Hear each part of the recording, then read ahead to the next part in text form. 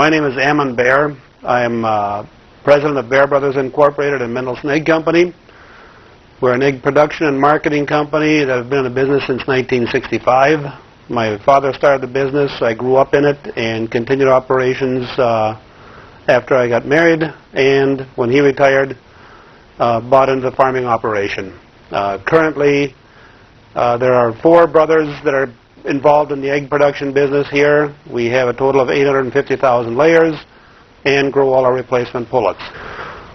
And typically with the expansion of what is considered to be large-scale livestock operations, we ran into opposition from neighbors and regulators in terms of causing too big an odor problem, too many flies, all the typical complaints, reducing property values, all the litany of complaints you hear from any livestock operation was we were being blamed for all of that.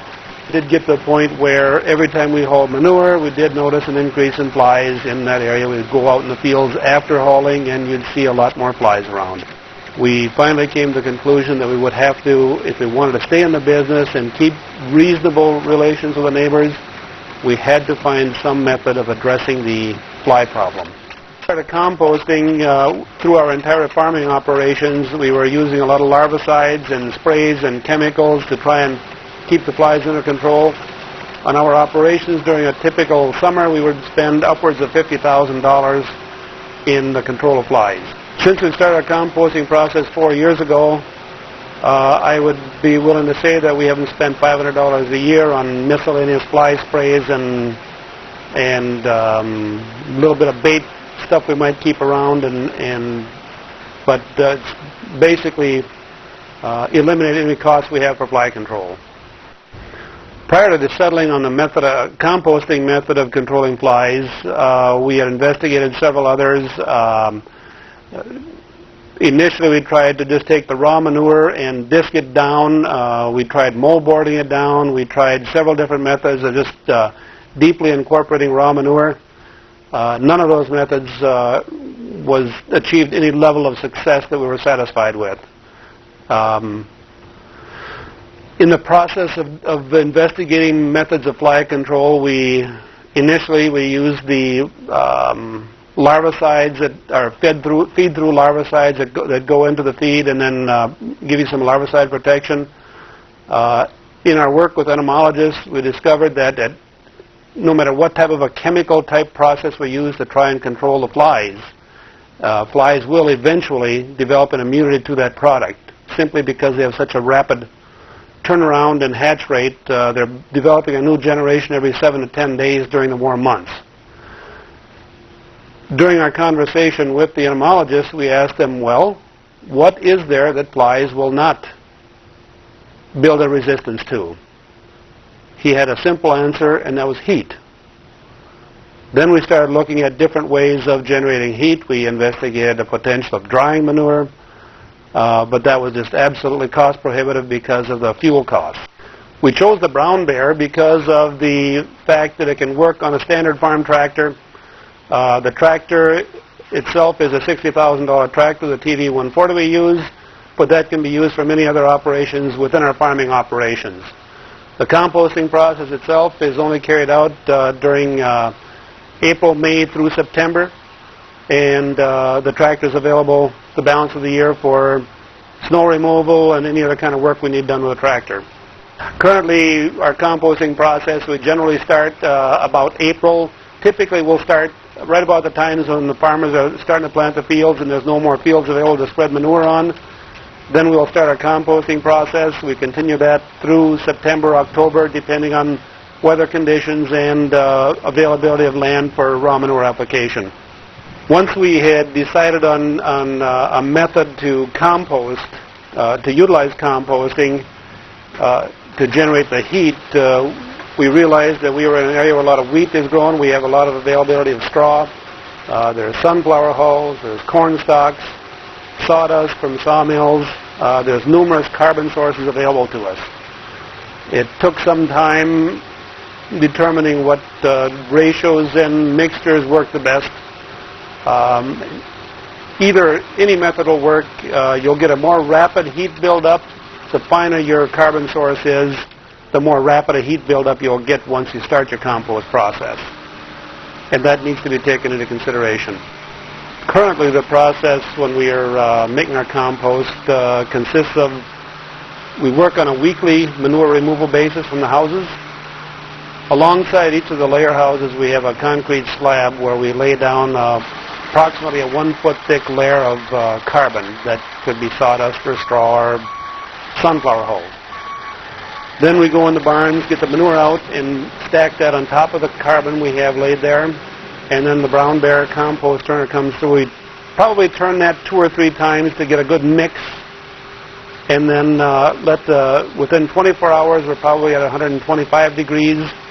And what you'll notice will happen is if you've got fly larvae in there, they'll all migrate out to the outside 1 inch of the pile, where the temperatures stay cooler.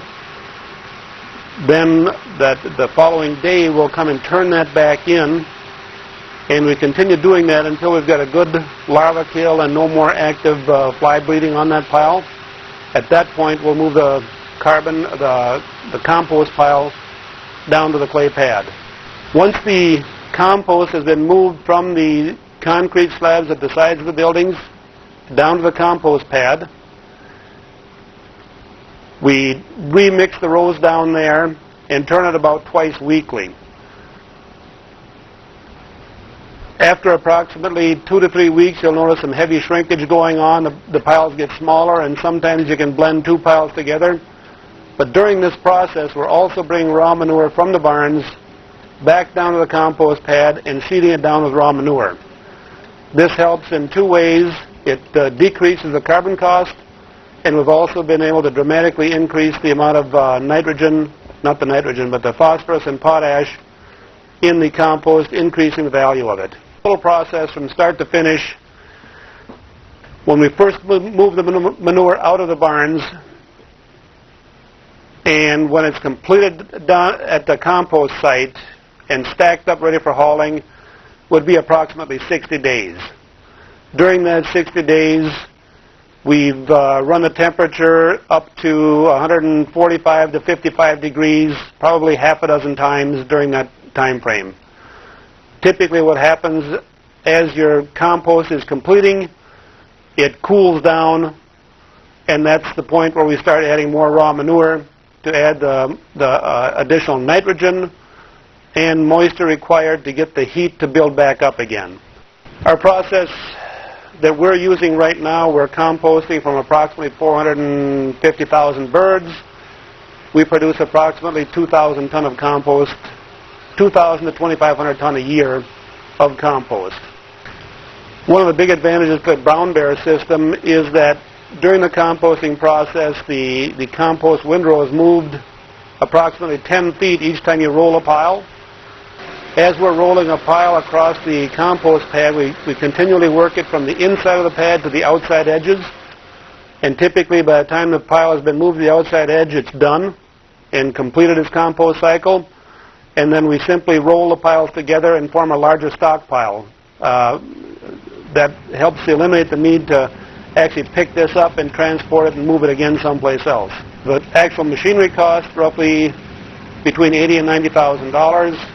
The clay pad about $15,000. This size unit that I'm composting with would easily handle a 1,000,000 bird operation.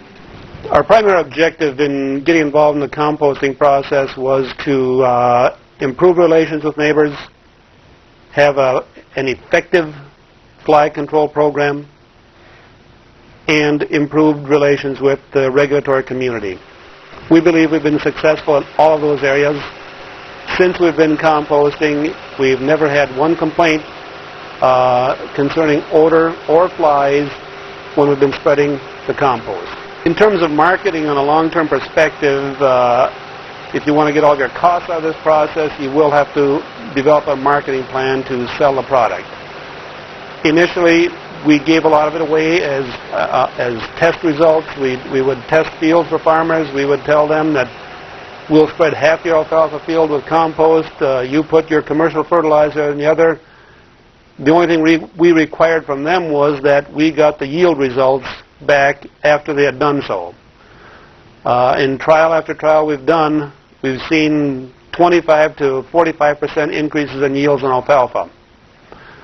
I have started now to work with local golf courses. We spread our first golf course last fall, and the owner is so pleased. He's been there approximately 25 years. He said he's had the best grass production he's ever had.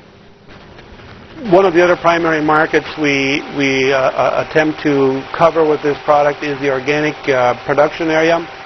The organic production area is an area that they're required to have nutrients, but it has to be from an organic base. The heat cycles that we go through, we've had the organic certifying organizations look at it, and our product is all certified as organic. After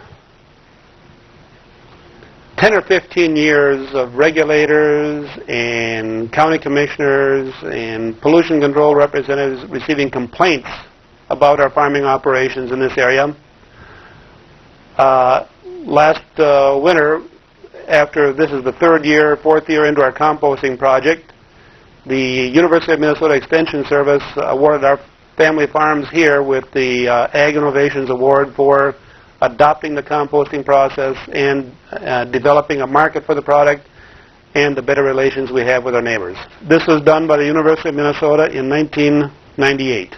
The results from this first trial year of composting at the egg layer operation are encouraging in some respects. There were virtually no flies in the source barns, and there was virtually no fly breeding directly in the piles on the pad. These observations are attributable to weekly barn cleanouts and the heat of composting in the piles. Respectively, our laboratory assays also indicated that composting rendered the manure unsuitable for fly development. And I'm still quoting, "It is important to note that these effects were permanent. Even rehydration of the product to 70% moisture in the laboratory did not return measured fly breeding units to the previously high levels. Thus, the product should present no hazard for off-site fly breeding, whether the product is stockpiled or applied as fertilizer."